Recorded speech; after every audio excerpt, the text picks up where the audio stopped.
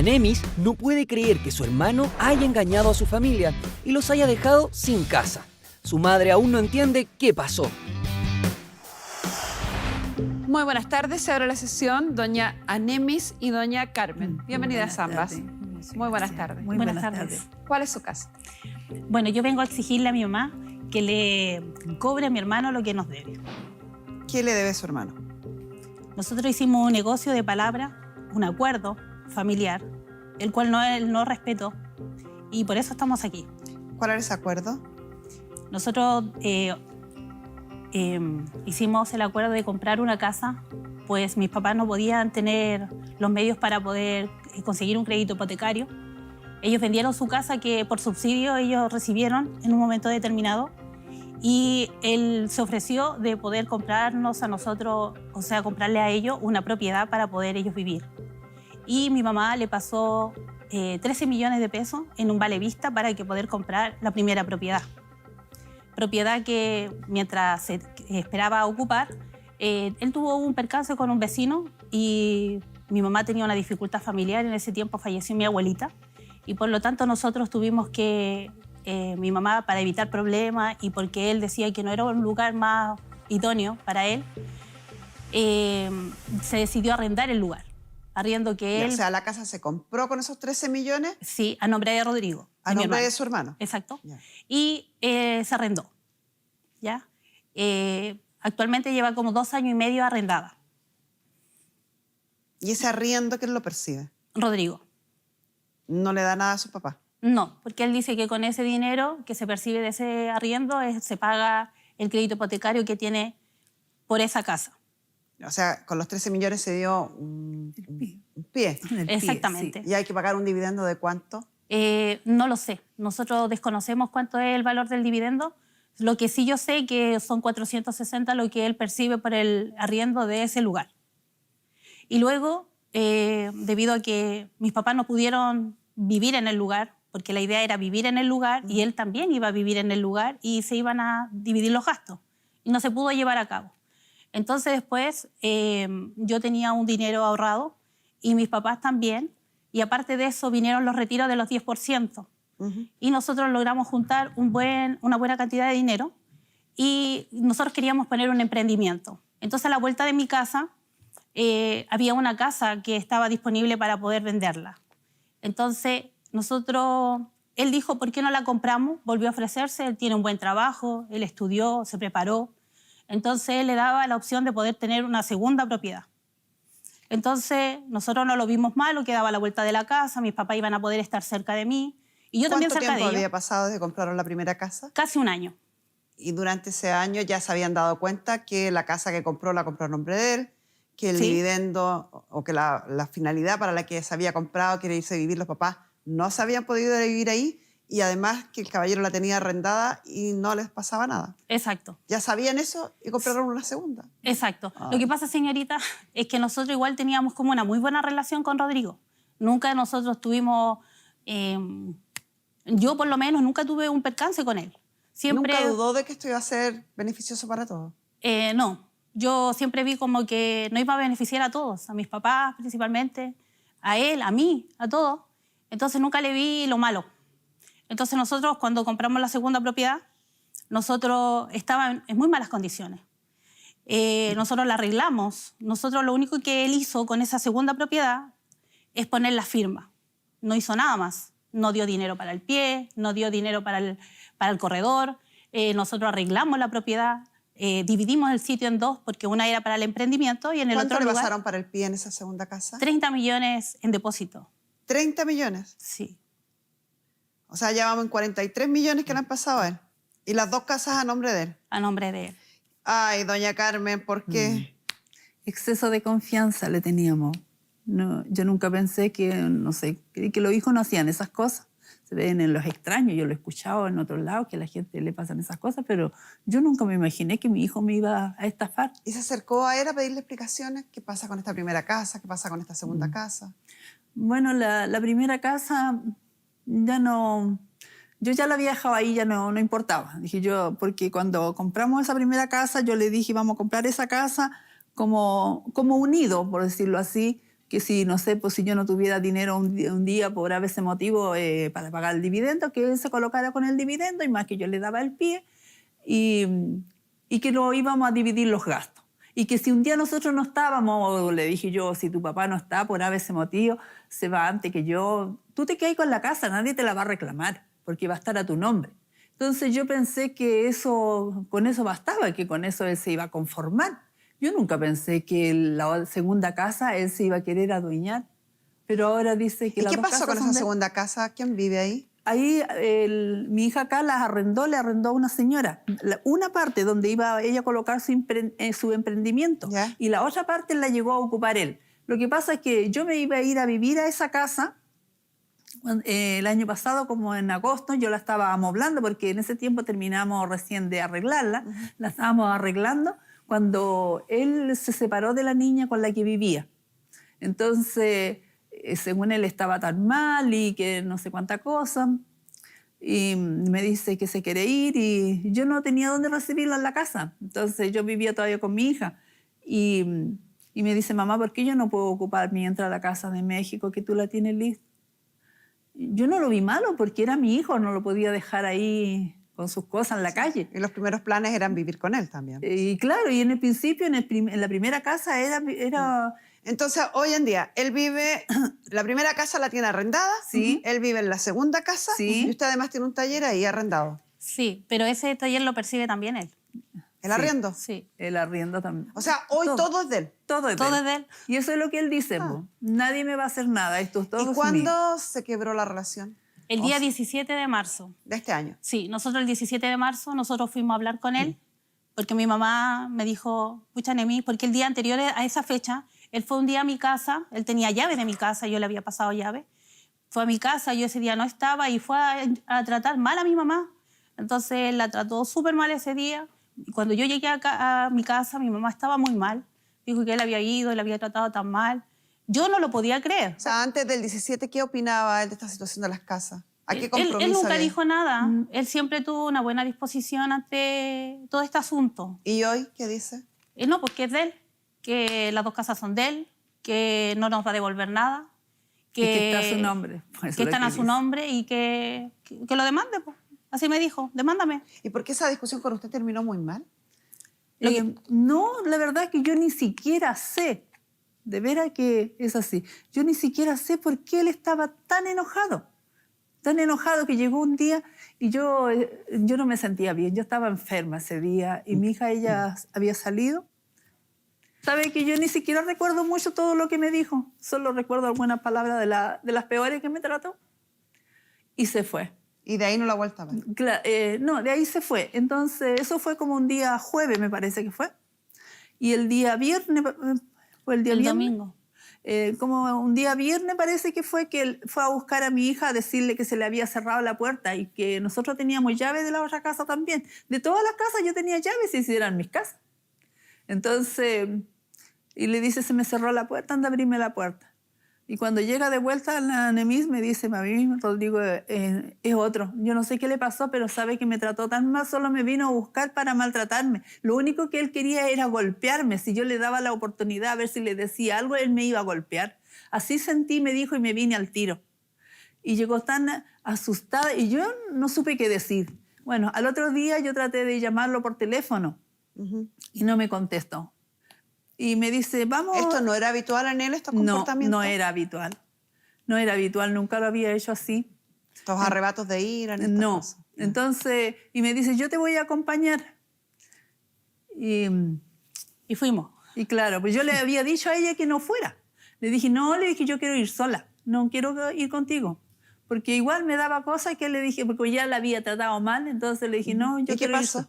Entonces fuimos las dos y se enojó. Yo llegué y abrí la puerta porque llevaba las llaves y siempre entrábamos y salíamos. Y ella es la mamá. Claro, entonces entramos y Estaba justo- muy agresivo. Sí, y entonces entramos y nos sentamos en un sofá que estaba cerca de la puerta y ahí hablamos, pues y le preguntamos que por qué había hecho todo eso. Él le había cambiado el piso a la casa. Le cambió el piso y también le puso ¿cómo que se llama? Aire. Un aire acondicionado. Entonces le preguntamos que por qué había hecho eso, porque no era...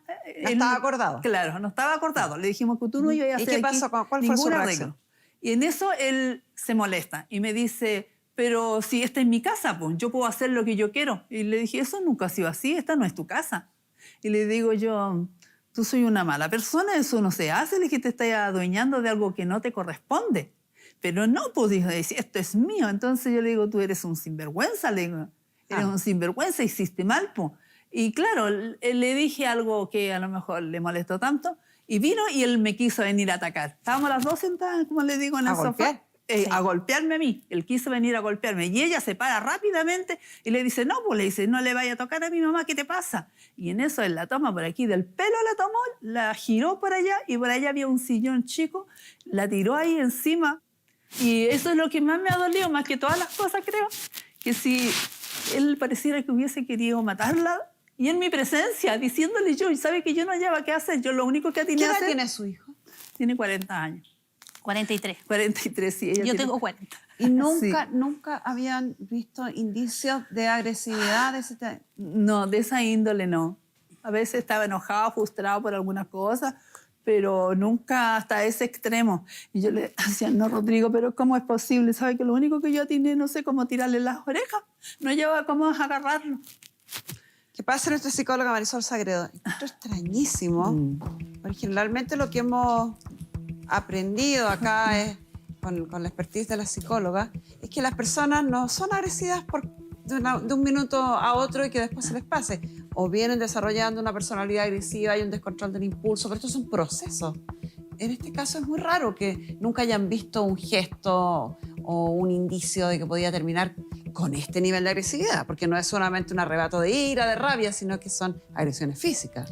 Sí, y yo estuve preguntando también sobre un poco la infancia, qué es lo que había pasado con otros familiares, si es que habían visto alguna patología, algo así, y la verdad es que no hay nada, pero hay un hecho concreto, y que es lo que me hace a mí teorizar algo sin haberlo evaluado, sin haberlo visto, solo en base a lo que me han contado hermana y mamá. Y es que antes de tener este brote, como yo podría llamarlo, tuvo una separación muy dolorosa de su pareja. Y ese puede ser un hecho concreto en su estado del desarrollo que hace que colapse de alguna forma u otra y pueda desarrollar una patología, puede desarrollar estos síntomas. El problema es que no me atrevo a decir nada porque no lo he evaluado. Claro, no es un diagnóstico, pero es una apreciación, una presunción. No hay ni una posibilidad de acercarse a él. Bueno, un día yo había ido después a buscarla, de hecho me hice acompañar por una hermana y no nos quiso abrir la puerta.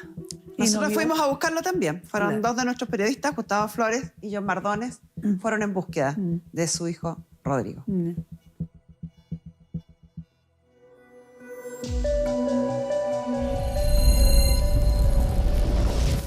Carmen, Gloria, como puedes ver, nosotros ya llegamos acá hasta la comuna de Puente Alto. En esta ocasión, ustedes saben, queremos dilucidar en esta historia qué pasó en este conflicto familiar. Como sabemos, en todas las historias siempre hay dos versiones y nosotros hoy queremos preguntarle a este hermano qué pasó con este dinero y por qué se produce este quiebre familiar. La casa que ven a continuación es precisamente este hogar. Vamos a preguntarles qué pasó. Bueno, después de varios minutos golpeando aquí afuera, nadie nos abrió la puerta. La verdad es que queríamos conversar con algunos vecinos a ver si saben algún tipo de información. Bueno, aquí estamos con una de las vecinas, Mónica. Muchas gracias por acceder a conversar con nosotros. Yo le quiero preguntar a usted, ¿qué sabe de su vecino? Nosotros hemos golpeado harto rato, pero él no nos abre la puerta. No sé, en el día él no pasa acá. Yo lo que he visto sí que sale temprano en la mañana y llega en la noche. Ya, o sea, en este momento él no se encontraría. No es que no nos quiera abrir. No creo, no sé. ¿Usted sabía de quién había comprado esta casa hace un tiempo? De principio sabíamos que eran los papás que con la hija creo que habían... Que habían comprado esta propiedad. Yo te digo eso porque realmente es una conversación que tuvieron ellos con mi marido. Usted me decía que le ayudaba a pasar herramientas cuando construían e hicieron buenas migas, ¿no? Hicimos bien conocidos entre ellos. No con Julio, con No, con él no, sí, después lo vimos. Pero después vimos cuando él no era nada de los trigos muy limpio, parece. Y tuvieron el inmenso problema.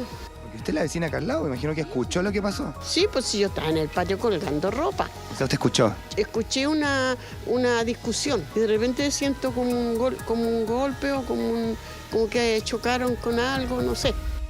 Y al rato llegó la niña, la Hermana de Julio. parece que era, y le dijo a mi marido que llamara a los carabineros. ¿Por qué motivo? Porque había habido una discusión y creo que este cabro le había levantado la mano al papá, a la mamá, no tengo idea.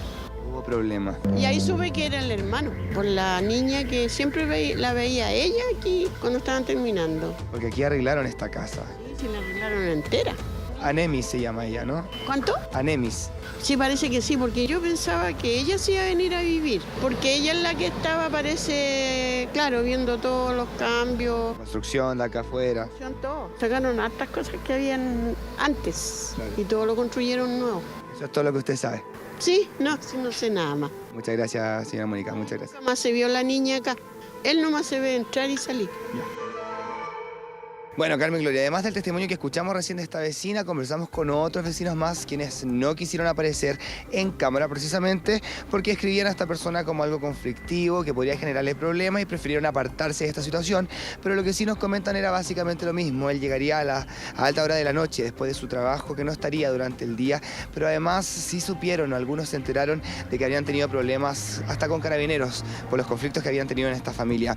Nosotros vamos a seguir tratando de comunicarnos con él o buscando alguna opción de poder llegar a pedirle una respuesta, pero de momento aquí en terreno le podemos contar que no dimos con su paradero.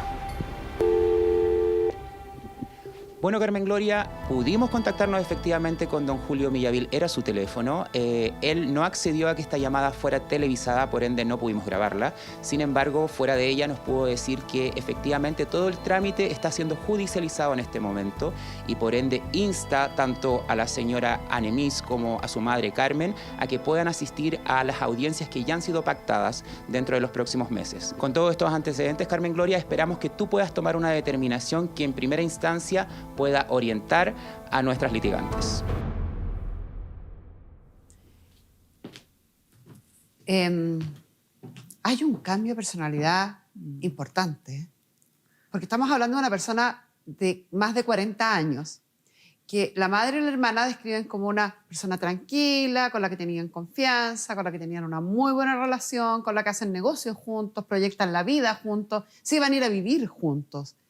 Y a raíz de esta compra de estas propiedades, que tú dices coincidentemente, además con el quiebre de su relación de pareja, hay conflictos en la familia, agresiones inesperadas hacia la madre, con la intervención de carabineros, conflicto con el vecino, conflicto con todos los vecinos, según lo que pudimos ver. Entonces, es como que era una persona y ahora es otra persona.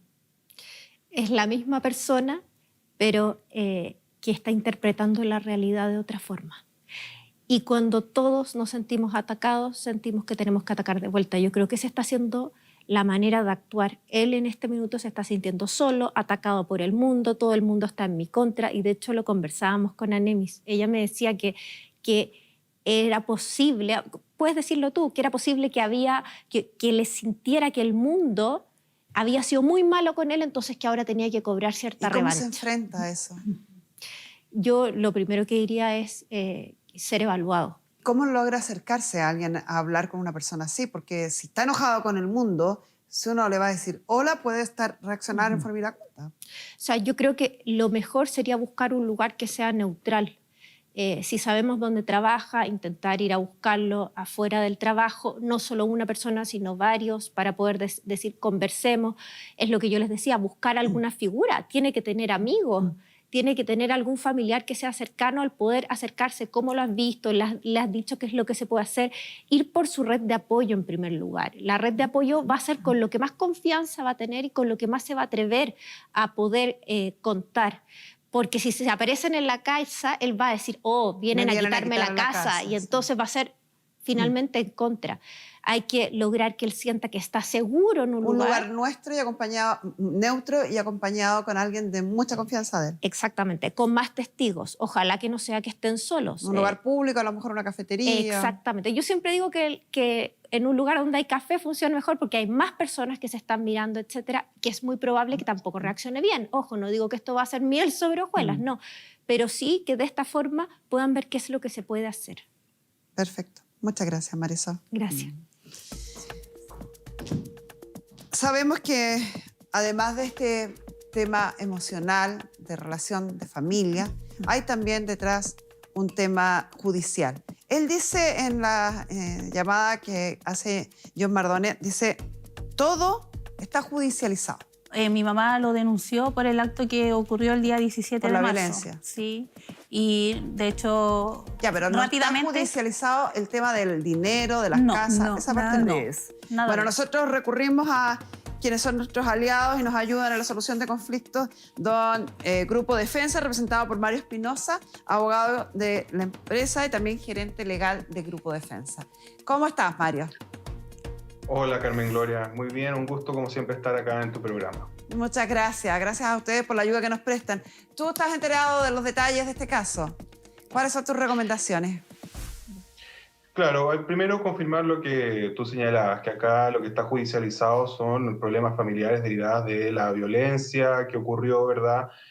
O la pensión de alimentos que esta persona le adeudaría a su expareja, pero no tiene nada que ver con la deuda, porque esto se ve en sede civil y no en sede de familia como son los otros temas. Por lo tanto, que él invite a estas personas a solucionar este problema en un juzgado de familia, la verdad que no tiene ningún sentido. Acá lo que hay es un préstamo, ¿ya? Primero, para aclarar, legalmente él es el dueño de las propiedades, por lo tanto, eso no hay mucho que hacer respecto de eso, ¿ya? Fue él el que celebró el contrato de compraventa, está inscrito en el conservador de bienes raíces a su nombre. Lo que podremos discutir es cómo se completó y se pagó el precio, y por lo que cuentan doña Nemis y doña Carmen, se generó a través de un préstamo que ellos realizaron donde existen los documentos que acreditan la existencia de transferencias electrónicas en un caso y un valevista.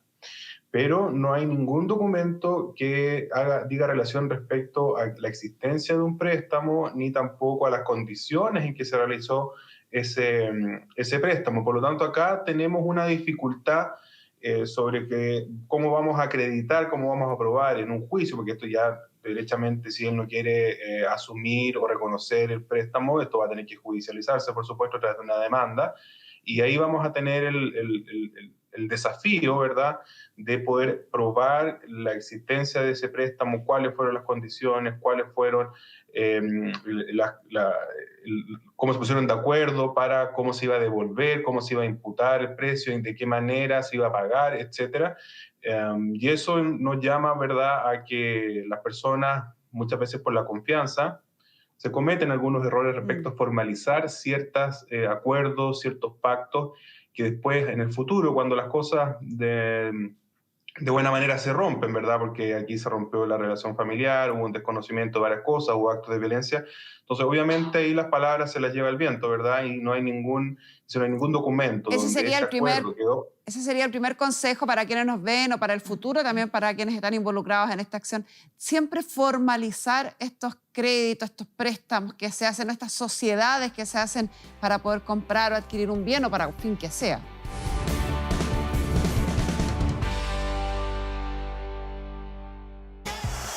Entonces, obviamente, ahí las palabras se las lleva el viento, ¿verdad? Y no hay ningún documento Ese donde sería ese el primer acuerdo quedó. Ese sería el primer consejo para quienes nos ven o para el futuro, también para quienes están involucrados en esta acción.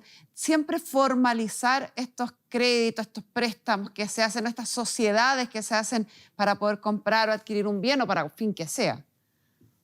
Claro, porque si bien el préstamo puede ser, dependiendo del caso, puede ser consensual o real, o sea, existe porque nos ponemos de acuerdo verbalmente, o existe porque yo te entrego la cantidad de dinero, después yo voy a tener el desafío, si esto no tiene un respaldo en un documento, de cómo probar que efectivamente ese préstamo existió, cómo probar cuáles fueron las condiciones, cuáles fueron las cláusulas, cómo el contenido de ese contrato, cómo me vas a devolver esa plata, en qué plazo, en qué condiciones, a qué precio, si va a haber un interés o no va a haber un interés, una serie de cosas y pactos que es necesario que consten por escrito, porque eso me va a facilitar después en el evento que la persona no cumpla, porque obviamente uno tiene que armar todo para el peor de los escenarios, y el peor de los escenarios es que la persona no cumpla a lo que se comprometió. Y esa forma de yo exigir que cumpla a lo que se comprometió es necesariamente de manera judicial, y en sede judicial vale lo que uno puede probar, no lo que uno dice. Entonces ahí donde la recomendación es que cada vez, más allá de las relaciones de confianza, más allá de las relaciones familiares, si yo voy a entregar una cantidad considerable de dinero, como es el caso de ¿verdad? 43 millones.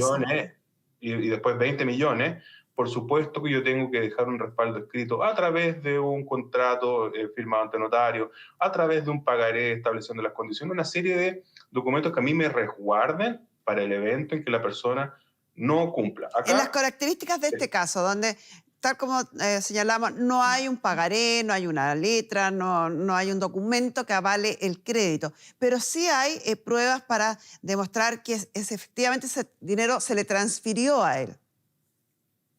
Claro, acá lo que va a haber que primero recurrir a una demanda que declare la existencia de la deuda, ¿ya? Y para eso, por supuesto que son algunos medios de prueba, no suficientes por sí mismos, hay que acompañarlo con otros medios de prueba adicionales. El valevista que haya aparecido cobrado por esta persona, las transferencias electrónicas. Yo revisé las transferencias electrónicas, no dicen para qué es la plata. Claro, solo dicen que se transfirió un dinero. Porque claro, esto aparece el comentario, ¿verdad?, que se agrega a una transferencia electrónica. El comentario tiene poco espacio, entonces no aparece el detalle, ¿verdad?, de para qué es esa plata. Entonces, pero por supuesto que es un indicio que te puede servir, que junto con otras pruebas genere convicción al tribunal para decir, efectivamente acá hay una deuda y yo condeno al demandado a devolver esa cantidad. Pero necesariamente vamos a tener que recurrir a un juicio que en este caso se llama cobro de pesos, donde yo estoy cobrando una cantidad de dinero fundado en que yo se lo pasé con obligación de restituir, de devolver, pero para eso es muy importante estas pruebas que ellas tienen, que son valevista, comprobante de transferencia electrónica, pero hay que agregar otras como pueden ser testigos, como pueden ser los vecinos, porque vieron ahí que la titular iba a ser doña Anemis, y que es quien iba a vivir ahí. Otros documentos. Lo que no vamos a poder discutir es que el dominio de las propiedades son de esta persona, son de don Julio, porque eso ahí no hay nada que hacer. Perfecto, clarísimo, Mario Espinosa. Gracias a ti y a través tuyo también a Grupo Defensa por la colaboración que hacen con nuestro programa. Muchísimas gracias. No, muchas gracias a ti, Carmen Gloria, que estés muy bien. Señorita, una consulta. Lo que pasa es que cuando mi mamá lo denunció por el hecho de violencia al Tribunal de Familia, él subió una declaración con respecto a la acusación que mi mamá le estaba haciendo. Y en ese acto también él dejó también por escrito que él sí tenía una deuda conmigo. Aunque en cierta manera no tiene una deuda conmigo porque yo no le presté dinero. Nosotros hicimos un... Sí, pero quiero que entienda, porque hay una sutileza que usted va a tener que hacerse cargo y asumirla como tal. Sí. Lo que dice Mario Espinosa. Las dos propiedades están inscritas a nombre de él. Sí. Adquiridas por él. Sí. En el conservador de bienes de raíces están anotadas a nombre de él. Registradas a nombre de él. Ya son lo entendí. de él. Sí. Eso no lo vamos a poder variar. Entonces, hoy, la única parte donde hay que poner el foco es en el dinero que ustedes invirtieron ahí. Sí. Que son entre las dos transferencias o los dos créditos o aportes de dinero que ustedes hicieron. Entiendo que no era la intención de hacer préstamo, pero hoy lo único que van a poder recuperar es este dinero. Y para eso van a tener que sostener en el tribunal que esto fue un préstamo. Okay. Porque como no son dueños de la casa, ni van a poder ser dueños de la casa, entonces un préstamo. Préstamo que él puede pagar y es una opción, y se la proponemos a través de la pantalla si él nos está escuchando, puede pagarla con los derechos sobre la casa, con un porcentaje de derechos sobre la casa. En la primera casa con un porcentaje equivalente a los 13 millones que pusieron ustedes, y por lo tanto podría él darle un invento, 10%, 15% de la propiedad para pagar los 13 millones que debe. No es necesario que saque del chanchito los 13 millones y se los pase. Puede pagarle con derechos sobre la casa. En la segunda casa lo mismo. Él podría restituir los 30 millones que recibió de usted o podría decir, si la casa cuesta 60, bueno, te cedo el 50% de los derechos y quedamos dueños mitad y mitad. ¿Se entiende? Sí. Para lograr eso, si él lo hace de buena forma, no hay ningún problema. Nosotros, don Rodrigo, podríamos hacer una cesión de derechos donde usted le cede parte de estos derechos de la primera casa a la mamá y parte de la segunda casa a la mamá y a la hermana o a cualquiera de las dos, independientemente de quién sea. Podemos realizar la cesión de derechos si se comunica con nosotros dentro de las próximas 2 semanas. Si no lo hace, la opción que les queda a ustedes, la única que les queda, es iniciar una acción de cobro de pesos en el tribunal. Y para eso, lo que usted me dice, que es una declaración de él frente al tribunal, es maravillosa. Sí, la tengo aquí. de Es hecho. maravillosa. Guárdela como que fuera una reliquia, porque eso le va a servir mucho. Eso, unido a todas las transferencias o depósitos de dinero en cuentas de él que ustedes puedan tener, a testigos en que hayan presenciado la conversación, que hayan presenciado el acuerdo que había entre ustedes, que le hayan presenciado hacer trabajo, como los vecinos de las ambas casas, como la arrendataria, a lo mejor de la primera casa que compraron, a lo mejor incluso el vendedor de alguna de las casas que las pudo ver o pudo conversar con ustedes y conocía o sabía que la casa iba a ser comprada con estos fines.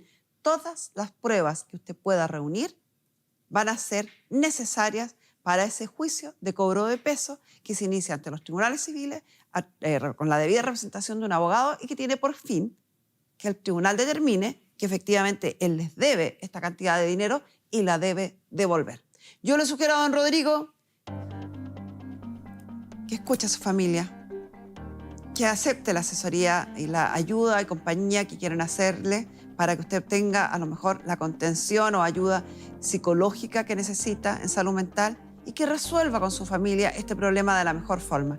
Es muy sencillo si usted quiere hacer la cesión de derechos que en derecho, valga la redundancia, le corresponde a su hermana y a su mamá. Y si usted lo decide, nosotros se lo hacemos sin cobrarle ni un peso.